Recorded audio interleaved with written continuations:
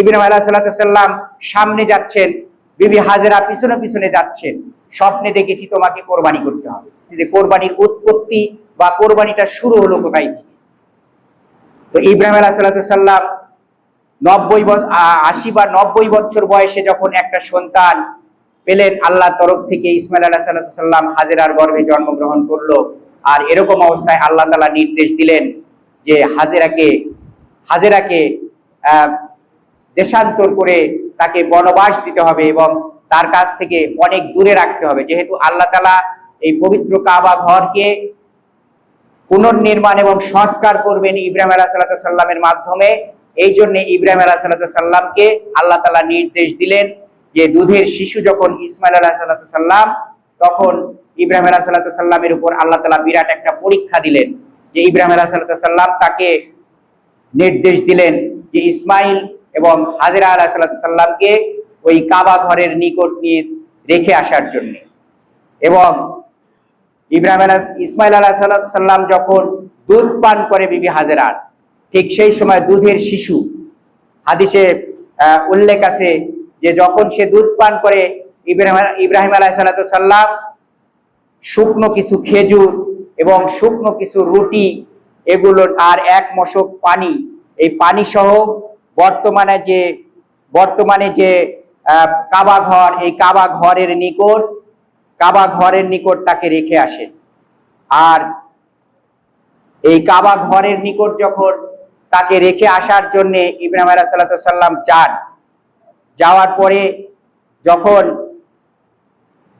হাজেরা এবং ইসমাইল আলাইহিস সালামকে সেখানে রেখে তিনি ফিরে আসতেছেন, যখন ফিরে আসতেছেন, এইখানে ইমানের একটু পরিচয় দেখেন এবং ধৈর্য কতটুকু একটু দেখেন। এইখানে আমরা যদি এখান থেকে শিক্ষা নিতে পারি, যখন হাজেরা এবং ইসমাইল আলাইহিস সালামকে ওই বর্তমানে যে কাবা ঘর, এই কাবা ঘরের নিকট রেখে যখন ফিরে আসার সময়ে হাজেরা ইব্রাহিম আলাইহিস সালামকে বলতেছেন যে ইব্রাহিম, তুমি এই জনমানবহীন জায়গায়, যেইখানে কোনো মানুষ নাই, যেইখানে কোনো পানি নাই, যেইখানে কোনো থাকার ব্যবস্থা নাই, ঘর নাই, বাড়ি নাই, এইখানে জনমানবহীন মরুপ্রান্তরে আমাদেরকে রেখে যাচ্ছ, তুমি কোথায় চলছো? ইব্রাহিম আলাইহিস সালাম সামনের দিকে যাচ্ছেন আর হাজেরা পিছনে পিছনে হাঁটছেন।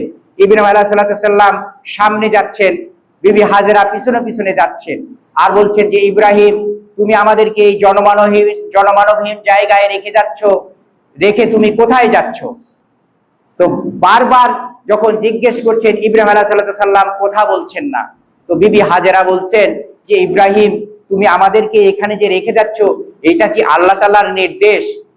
ইব্রাহিম আলাইহিস সালাম হাজেরার দিকে এবং শিশুপুত্র ইসমাইলের দিকে তাকিয়ে কথা বলেন নাই, সে সামনের পথের দিকে তাকিয়ে শুধুমাত্র মাথা একটু কাত করে শুধু ইশারায় বললেন হ্যাঁ।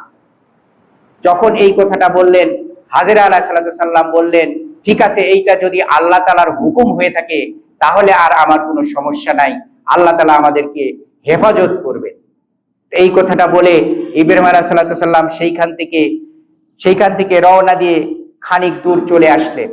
চলে এসে যখন পাহাড়ের আড়াল হয়ে গেল এবং হাজেরাকে এবং ইসমাইল আলাইহিস সালামকে দেখা যাচ্ছে না, সেখানে এসে দোয়া করলেন, আল্লাহ তাআলার কাছে দোয়া করলেন, যেটা কোরআন মাজিদের সূরা ইব্রাহিমের 37 নম্বর আয়াতে আল্লাহ পাক রব্বুল আলামিন আল্লাহর নবী জনাবে মুহাম্মদুর রাসূলুল্লাহ সাল্লাল্লাহু আলাইহি ওয়াসাল্লামকে জানিয়ে দিয়েছেন এবং উম্মতদেরকে জানিয়ে দিচ্ছেন যে বিসমিল্লাহির রহমানির রহিম, রাব্বানা ইন্নী আসকানতু মিন যুররিয়াতি বিওয়াদি গায়রি জি জারইন ইনদা বাইতিকাল মুহাররাম রাব্বানা লিইউকিমুস সালাতা ফাজআল আফইদাতা মিনান নাস তাহবি ইলাইহিম ওয়ারজুকহুম মিনাস সামারাতি লাআল্লাহুম ইয়াশকুরুন। ইব্রাহিম আলাইহিস সালাম আল্লাহর কাছে দোয়া করলেন যে হে আমাদের প্রতিপালক, আমি আমার কিছু বংশধরকে ফল ফসলহীন উপত্যকায় তোমার পবিত্র গৃহের নিকট বসবাস করালাম। হে আমাদের প্রতিপালক, যাতে তারা নামাজ কায়েম করে, সুতরাং তুমি কিছু লোকের অন্তরকে ওদের প্রতি অনুরাগী করে দাও এবং ফলমূল দ্বারা তাদের জীবিকার ব্যবস্থা করো। যাতে তারা কৃতজ্ঞতা প্রকাশ করতে পারে। বলেন সুবহানাল্লাহ। যে আল্লাহর নবী ইব্রাহিম আলাইহিস সালাম আল্লাহর কাছে এই দোয়া করলেন, যেইটা এই সূরা ইব্রাহিমের 37 নম্বর আয়াতে আল্লাহ তাআলা জানিয়ে দিলেন যে এইখানে তোমার ঘরের নিকট, এইটা ইব্রাহিম আলাইহিস সালামকে আল্লাহ পাক রব্বুল আলামিন জানিয়ে দিয়েছেন। জেনে বুঝেই ইব্রাহিম আলাইহিস সালাম হাজেরা এবং ইসমাইল আলাইহিস সালামকে সেইখানে রেখে আসছেন। কিন্তু আসার পরেও স্বামী স্ত্রীতে যে কথা হয় যে আমি তোমাকে অমুক কাজের জন্য নিয়ে যাচ্ছি, ওখানে রেখে আসতেছি, আল্লাহ তোমাকে এর ফায়সালা করে দিবেন, এই ধরনের কোনো কথাবার্তা কিন্তু ইব্রাহিম আলাইহিস সালাম বলেছিলেন না। কিন্তু বর্তমান সমাজের যে অবস্থা, বর্তমান আমাদের যে চিত্র, স্বামী স্ত্রীতে একটু যদি সমস্যা হয় তাহলেই কিন্তু দা কুরাল সম্পর্ক। স্বামী যেরকম স্ত্রীর প্রতি কঠোরতা প্রদর্শন করে, স্ত্রীও স্বামীর প্রতি কঠোরতা প্রদর্শন করেন। কিন্তু কত ত্যাগ, কত সবর, কত ধৈর্য এবং আল্লাহর প্রতি কত তাকওয়াবান ছিলেন হাজেরা আলাইহিস সালাম, এই ঘটনা থেকে পাওয়া যায় যে হাজেরা আলাইহিস সালাম ইব্রাহিমকে শুধু বলছেন যে তুমি এখানে রেখে যাচ্ছ, এটা কি আল্লাহর, যদি আল্লাহর হুকুম হয়ে থাকে তাহলে আল্লাহ তাআলা আমাদেরকে রক্ষা করবে। এবং ইব্রাহিম আলাইহিস সালাম সেখান থেকে যখন পাহাড়ের আড়াল হলেন, আড়ালে গিয়ে আল্লাহ তাআলার কাছে দোয়া করলেন যে আল্লাহ, এইখানে আমার কিছু বংশধরকে রেখে যাচ্ছি এবং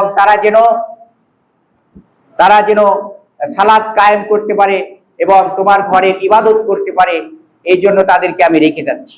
তো এই অবস্থায় রেখে আসার পরে সেইখানে কিন্তু ইব্রাহিম আলাইহিস সালাম যখন রেখে আসলেন, কিছুদিন পর সেইখানে জুরহুম বংশের কিছু লোক এসে সেখানে বসবাস শুরু করে দেয়। এবং সেইখানে ইসমাইল আলাইহিস সালাম যখন চলাফেরার 12 কি 13 বছর বয়স হয়, তখন ইব্রাহিম আলাইহিস সালামের উপর আবার হুকুম আসলো যে তুমি কোরবানি করো। এবং এই ইরাক থেকে আবার ইব্রাহিম আলাইহিস সালাম সেখানে চলে যায়। সেখানে গিয়ে তার ছেলেকে জিজ্ঞেস করে যে হে আমার পুত্র, আমি স্বপ্নে দেখেছি তোমাকে কোরবানি করতে হবে। পুত্র এবং পিতার মধ্যে কত ভালোবাসা এবং কত শ্রদ্ধা এবং স্নেহ ছিল, এইখান থেকেও আমাদেরকে শিক্ষা নিতে হবে। সম্মানিত মসজিদের মুসল্লিয়ান, যেহেতু খুতবার সময় শেষের দিকে, আমি সংক্ষিপ্তভাবে আর 2-4টি কথা বলে খুতবা শেষ করে দিব। ওমা তৌফিক ইল্লা বিল্লাহ। যে ইব্রাহিম আলাইহিস সালামকে যখন কোরবানি করার জন্য মিনা প্রান্তর, বর্তমানে হাজিরা যেখানে যান, আরাফা, মিনা, মুজদালিফা, সেই মিনা প্রান্তরে গিয়ে যখন শুয়ে ইব্রাহিম আলাইহিস সালাম যখন তার গলায় ছুরি চালালেন, আল্লাহ পাক রব্বুল আলামিন তার এই পরীক্ষায় ইব্রাহিম আলাইহিস সালামকে পাশ করিয়ে দিলেন এবং ইসমাইল আলাইহিস সালামের পরিবর্তে একটি দুম্বা, বেহেশত থেকে একটি দুম্বা নিয়ে সেইখানে কুরবানি হয়ে যায়। আমরা যে কুরবানিটা করছি, এইটা ইব্রাহিম আলাইহিস সালামের সেই কুরবানির সুন্নাত হিসেবে। দিনের আলোর পথে